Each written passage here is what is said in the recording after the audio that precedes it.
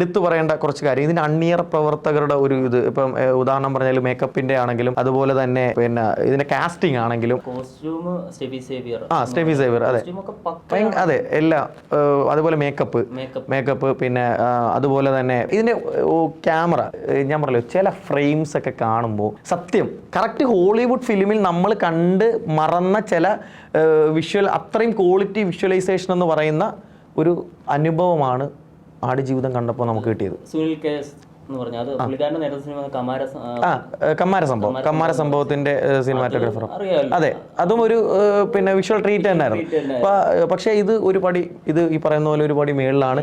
എനിക്ക് വേറെ കാര്യം പറയാനുള്ളത്, ഇനി ഇതിന്റെ മുകളിൽ ഒരു സിനിമ എടുക്കാൻ പറ്റുമോ എന്ന് ചോദിച്ചാൽ അത് കണ്ടറിയണം. മറ്റേ ഇത് പറയുന്ന പോലെ എന്താ സംഭവിക്കാൻ പോകുന്നത് ശേഷം ജീവിതത്തിന് മലയാള സിനിമയെ അങ്ങനെ അടയാളപ്പെടുത്തും തീർച്ചയായിട്ടും.